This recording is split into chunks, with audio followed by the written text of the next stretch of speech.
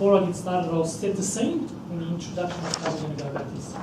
The introduction is on August the 25th, 2013. Dr. Thomas G. Voss turned 75 years old. Fellow Toastmasters and welcome guests, tonight we forward the clock to his birthday, and you are invited. You are his invited guests to this notable evening. A little background about the man whose birthday you are attending. He has been highly involved in education all his life and was president of several colleges in the US. So let's put on your imaginary party hats and enjoy a few vignettes, wines, from Elizabeth about her father. May I present Elizabeth Voss in her speech called Happy Birthday Dad. Elizabeth Voss. And timer, this speech is 5 to 7 minutes. Sorry about that.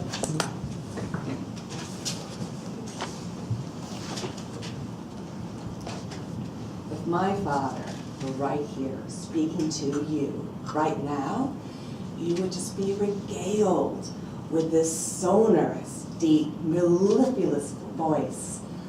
The kind that immediately grabs you. You want to hear every word, any story he has to tell you.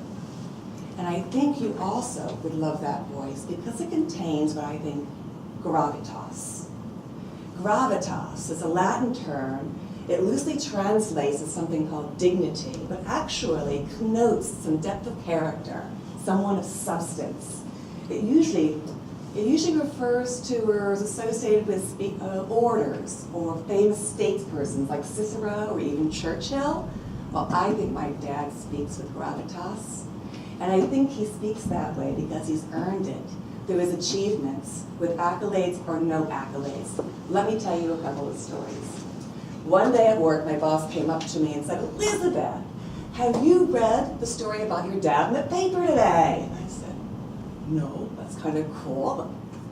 "No, maybe that's not so cool." "Wait a minute, he never told me." "Oh, relax, it was actually a good story."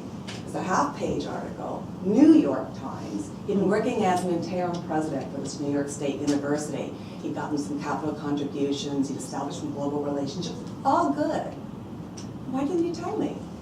So I called Dad. I said, "Dad, what's going on?"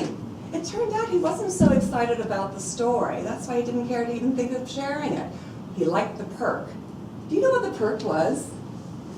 When you get a story in the New York Times about you, you now qualify to be the New York Times obituaries when you die. He thought that was really cool. He already did the cool, he did the stuff for the college, but this was cool.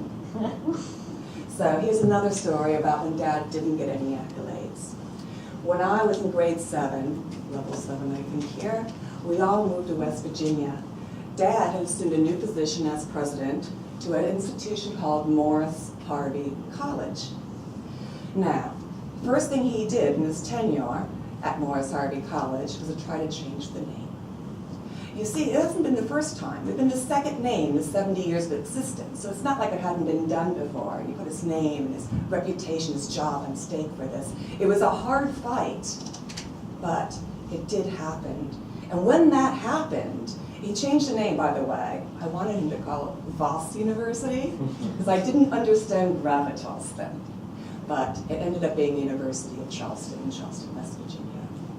It opened up all these doors, this new name, new students came, new teachers came who wanted to be attached to that name.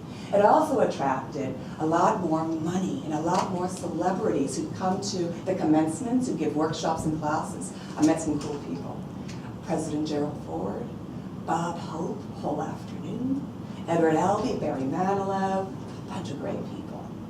But he never, ever received credit for this. I looked on their website even 2 months ago. Never received credit, but he did the right thing. It changed the fortune for the college. Now, my dad never told me this, but when I told him I'd gotten my visa and I had my leave date to travel to Australia, he told me that it had been his dream too. He wanted to move us here in the 60s. Oh my gosh, my life would have been so different. If not least of all, have this cool Aussie accent. Good day, mate. Am I there yet? I still sound like an idiot. Yeah. But anyhow, he also attached this very funny story to it. "Elizabeth," he said, "have you read the book Voss?" Now Voss, you may know, was the first and so far the only Australian to win the Nobel Prize for Literature. He did it with this book. It's based on a true story. Johann Voss, German explorer, comes to Australia and he travels northwest of Australia, looking at the frontiers. My dad told me that at the end of the story, he's eaten by Aboriginals. And that's the end of Voss. So, he said, Elizabeth, when you come to Australia, make sure no one licks you. They tried Voss, and they find us delectable. I actually bought the book, and I finally read it a few months ago, and that's not what happened. Voss does die in the desert. He dies on the way, halfway to death. An Aboriginal does slit his throat with a penknife he gave him as a present, but he was halfway dead. He wasn't eaten by Aboriginals. I think he confused Australia with New Zealand Maoris. But I still learned a lesson that I don't give out penknives as presents anymore. In conclusion, I learned from my dad that it's achievements that count. It's doing things, making things better that count. You might get recognized for it. You might not get recognized for it. But along the way, have a little fun at least. You know, and maybe at the end, you'll grow one of those wonderful, mellifluous voices with gravitas. So everybody, I ask you to lift up a glass, an imaginary glass to my dad, and wish happy birthday, Tom. Happy birthday, Dad. I love you, Dad.